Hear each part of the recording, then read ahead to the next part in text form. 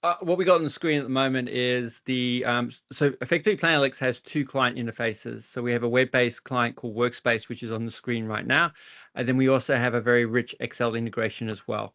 I'll focus on the web-based front end today, but be rest assured, I know finance love Excel, so you can work with Planning Analytics data in Excel. You can create reports, budget templates, and so forth in Excel, and it inherits all the business rules and the security as well. But today I'm going to focus on the web-based front end. Just give you a bit of an overview of that. So this is the landing page for Workspace. You get a nice welcome message at the top. You can customize it. You can put your logos up there. New users can play a video, see the capabilities in the platform.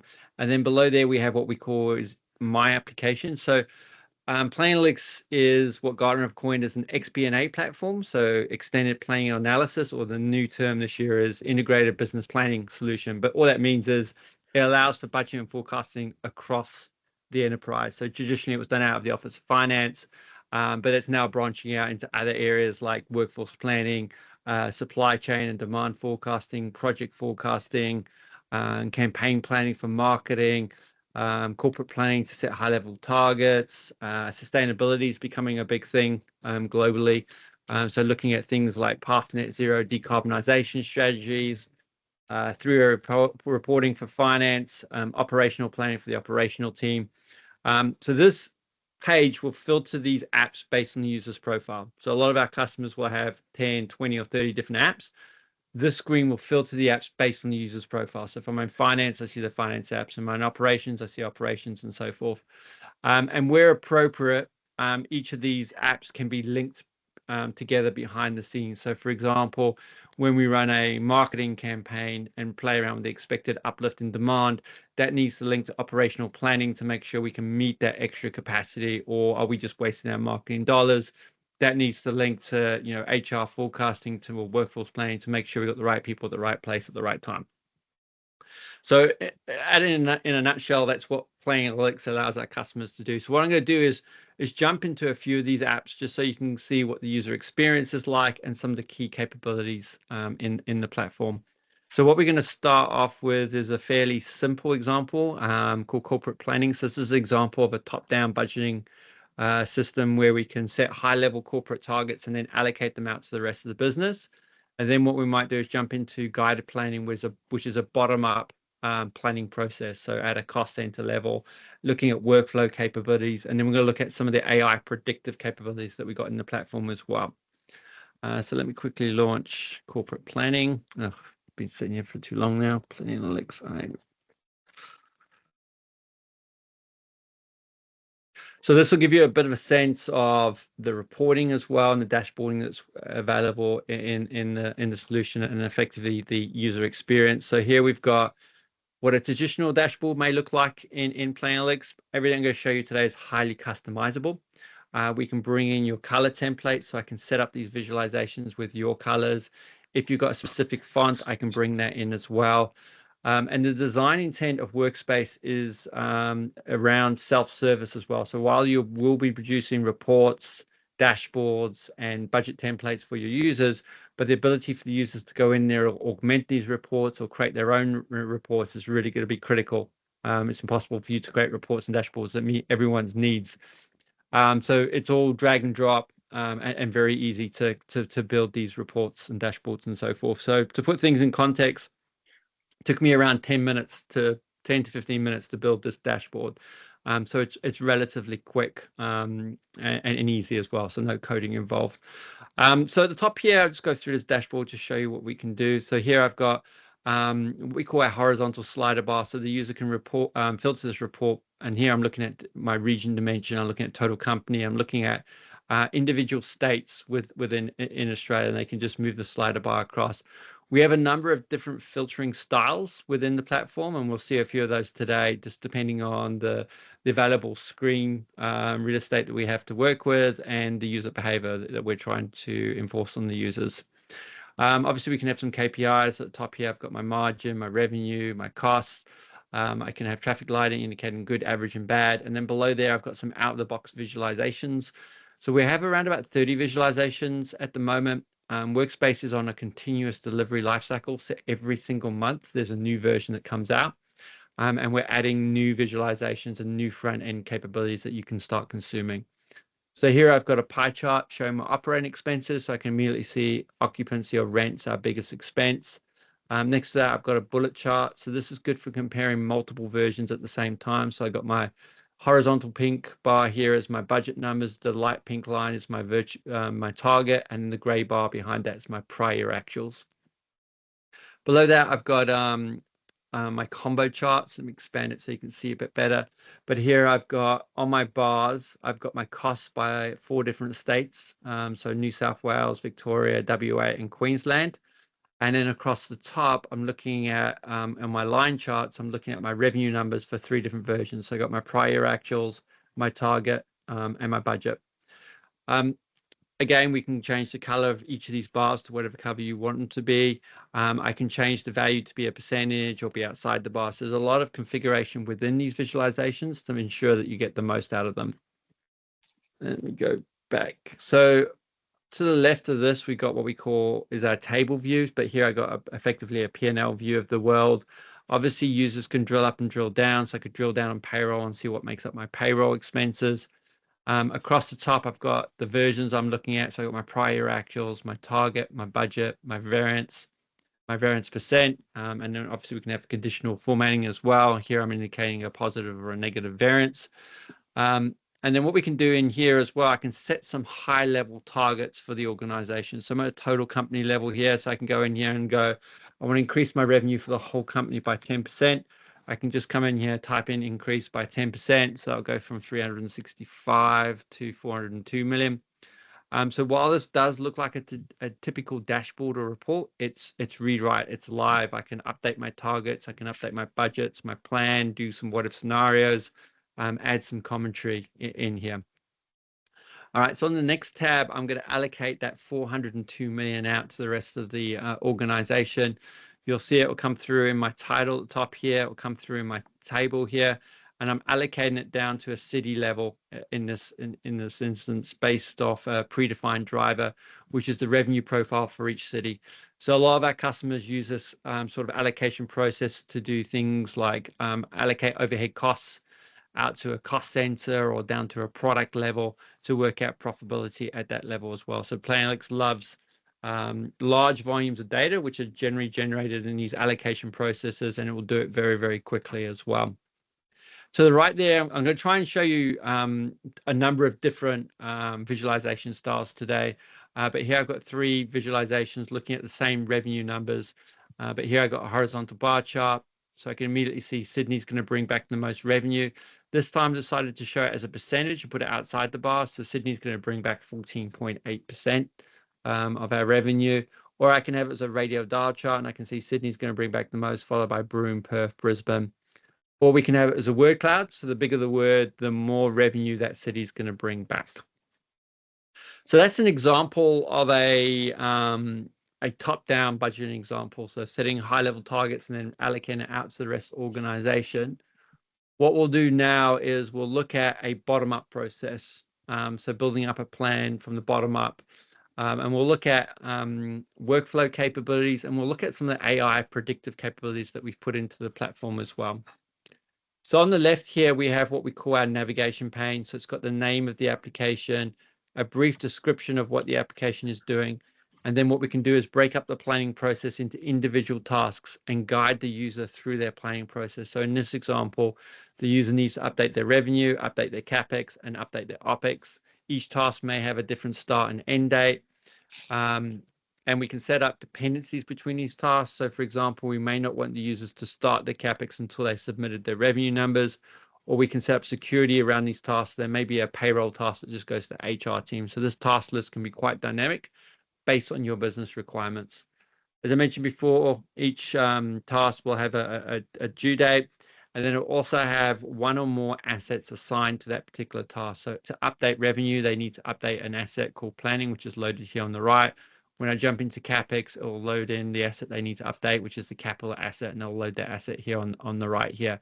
So we're guiding the user through their planning process. Once the user has completed their particular task, so in this case, say I've updated my revenue numbers, I can click the submit button here, And here I can put some rich text or narrative around my submission. So numbers tell half the story, but I can complete the story with saying, in this case, I've updated my revenue numbers in line with inflation, CPI, or certain promotions that we're running. I can also upload any supporting documentation, be it PDF, Word, Excel, PowerPoint, and so forth as well. Once I hit submit, depending on how we structured the workflow, it might go to my regional manager or a first line manager, and that person will get an email notification to say that Kevin's updated or submitted his revenue numbers. Please click on this link to approve or reject his submission. So what we'll do now is we'll update our revenue numbers. So I'll just minimize this pane here so we can see the planning asset a bit better. So the first screen we land on is all around scorecards and metrics and how is the organization currently performing before we get to our demand plan and start updating our revenue numbers on that tab. So here I've got a summarized P&L view. I've got my actuals, my budget, my variance percent, my status, how do my actuals and budgets compare? And then on the right here, we've got a what we call our list filter. So it's effectively the vertical view of that horizontal slider bar I showed you a bit earlier. Here I can click on different regions. My widgets will update appropriately. Down at the bottom, some more out-of-the-box visualizations. So the first one we got here is our what we call our network diagram. So this demo is based off an IT manufacturer like Apple. So in the middle, I've got their product categories, so tablets, phones, and PCs. On the outside, I've got the regions that we're selling through, so West, Central, Eastern, and Canada. And then the darker the gray line, the more revenue we're selling of that product category in that particular region. So that's trying to show the user where the revenue is being generated within the organization. Next to that, I've got a bubble chart where I've got my products as bubbles based on units or volume, and then revenue across the bottom. So I can see what are my high volume selling products, which are my 3G smartphones. My 4G smartphones are my biggest revenue earners, lower volume, better margin. Obviously, we can drill in and move around and interact with these visualizations as well, and I can analyze each of the individual products. Next to that, I've got what we call map box integration. So if we can represent your data geographically, it just helps the users understand a bit better what's going on. Here we're at a country level, but we can go down to an address level in the system. So here we're at a country level, and we can see that Germany and France are performing quite well. Spain and Portugal are not doing as well as we would hope. UK is doing okay, so you guys are doing okay. But Spain and Portugal, they need to have a bit more attention. They're not performing as well as we would like. All right. On the next tab, we're going to start updating our demand plan. Here we got another filtering style. It's called our drop-down filter. So here I got my product dimension. I can click on that, and I can look at total products. I can look at a product category called phones, or I can drill all the way down to my individual SKUs underneath here as well. So we got different styles of filters depending on the requirements. And again, across the top, I've got my slider bar here where I can look at different cities. So what we're going to do is going to update Sydney. I'm going to update our demand plan for Sydney down to 12 months. I've got 3 different channels here, and I've got about 100 products sitting under this particular hierarchy here. So what the user can do in here at the moment, they can just go in here and update the demand plan directly. Or they may want to do a what if scenario on here and create what we call a sandbox. So it's a personalized version on top of, in this case, the demand plan, where they can play around with numbers, see the impacts of those changes, and then when they're happy, they can commit it back. So to create a sandbox, all the user needs to do is come up to the top here, click on the spade icon, hit the create sandbox, and yeah, let's just call it News Corp, and go create. So now they're in their own personal sandbox. So the changes I make now are only visible to myself. And then when I'm happy with these changes, I can then click on this commit button and write it back. So what we're going to do is quickly show you some of the write back capabilities in the platform. So what I'm going to do first is what we call a breakback or a spread. So effectively, I want to change the whole of October down to my 3 different channels, down to my 100 products. I want to increase the whole of October by 10%, and we call this a breakback. So I can come at the highest level and say I want to increase it by 10%. This is going to go and change around about 300 cells, recalculate the results, and bring it back in less than a second. So the system has been optimized to allow users to make lots of changes really, really quickly. The other thing we can do as well, so I changed everything. So I changed all my stores, online wholesale, and all my products. but I may want to change everything, but just not, in this case, I want to keep stores where they are. So what I can do is right click on stores and put a hold on it. So when I make a change at the highest level, it will apply only to online and wholesale. So if I come up here and let me make it a real number this time, let's make it 8K. That change will only get applied to these two different channels here and keep stores where they are. All right, let me release this hold. I'll show you some more of the shortcut keys that we've added as well. So for example, if I want to make wholesale from March 2,500 for each month to the remainder of the year, I can just do 2,500 to the right. That's going to go update 10 months down to 100 products, so around about 1,000 cells in less than a second. The other thing we noticed is that people would get a calculator or a spreadsheet to work out the value to put back into Planning Analytics. So what we allow users to do is update the cells using formulas. So for example, in February for wholesale, I want to sell 200 units for every day in February. So 200 times 28. The result of that formula will get written back to that cell. Or I can get a bit more sophisticated and go, actually, I want to start at 2,100 in Jan. I want to grow by 10% per month. I can just type in 2,100, grow by 10, and effectively it's going to do a straight line from January with a 10% month-on-month increase, and effectively does a straight line, as you can see from the spark line. We can apply different profiles to your data as well. So for example, expenses, a lot of customers like to use 4, 4, 5 weeks to profile their data and so forth. Construction companies like S-curves. So depending on what profiles you want to apply, we can build that into the system, and you can put a full year amount in and spread it over the year based off that profile and so forth, trying to make it very easy for the users to update their budgets and plans. The other thing we can do as well is I've got 3 years of historical data here. So I've got 2022, 23, and 24. I can use that historical data to predict what my demand plan will look like in the future. So to do that, what the user can do is highlight one or all 3 different channels, come up to the top right here and click on the forecast icon. The user gets presented with 2 predictive forecasting methods. So one is univariate and the other one's multivariate. We'll look at univariate first, and I'll take you through multivariate in a couple of minutes. So when I click on that, it loads the univariate forecast wizard. It's going to ask me when I want to forecast from and to. So I want to forecast from January 2025 out to the end of 2025, so December 2025. On the advanced tab, I can deselect certain historical time periods if I wish from my prediction, but I won't cover that today. What I'll do is run if I hit preview, what the system's going to do, it's going to run 9 exponential smoothing algorithms across each of the channels. It's going to identify the seasonality and trend in each of the channels, and then picks the most appropriate algorithm that fits that seasonality and trend. So what we got in the moment on the screen is stores, but on this drop down, I got the 3 that I selected, says store, online, and wholesale. For stores, the fixed line here is my actuals. The dashed line here is my predicted demand.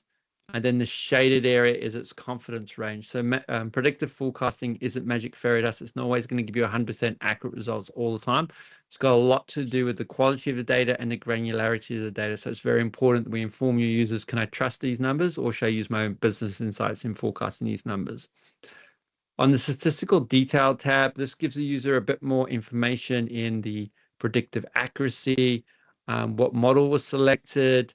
In this case, an exponential smoothing algorithm was selected. The trend that we detected was additive. The seasonality was additive. So the specific model that it picked was the additive Holt-Winters method. On the left here, we've got all the measures and values that were used in that algorithm and all the parameters as well. The user can hover over each of these measures and parameters, and it'll give them a very detailed explanation of what these measures and parameters are doing. And then under Learn More, it's got a very detailed description of how these numbers are being generated. So it helps with the trustworthiness, explainability, and transparency in these numbers, so that the users can confidently trust these predictions. The other thing the system will do as well, if I jump to online, it will automatically detect any outliers in your data as well. So for online, in December, it detected an outlier here, indicated by this red square. And what we can do is get the system to automatically smooth that out to give us a far more accurate prediction moving forward. So I can click on that, go and adjust it. And what the system is effectively going to do is going to move that dot down to that green dot. And that's the pattern the system expected to see, not up there, that moving it down to there. So you can see now the confidence range is really, really narrow. So it's going to give us a far more accurate prediction moving forward. I'll quickly show you online before we finish, just to show you why it's important that we have that confidence range. You'll see here out to the right, it's a really wide confidence range. Effectively, the system can't detect any seasonality or trend in the historical data. So effectively, it's just doing a straight line from the last actual month. So the user needs to take these numbers with a bit of a pinch of salt, because it's effectively just doing a straight line. So if I come out of that now and I hit forecast, it's going to take those preview numbers and it's going to put that into my demand plan for me. Give that a couple of seconds. So I'll go and load it into my demand plan. So the goal here is what we're trying to do is improve forecast accuracy and the speed that it takes the users to generate their forecasts as well.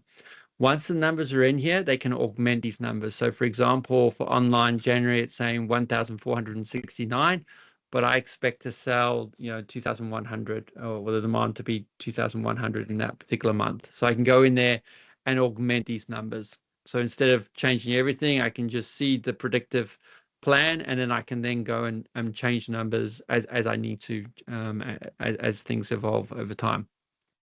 So that's univariant. I'll quickly show you multivariant. I've got a different example to show you that. So effectively, univariant is just looking at one variant, which is time. So seasonality and trend over time.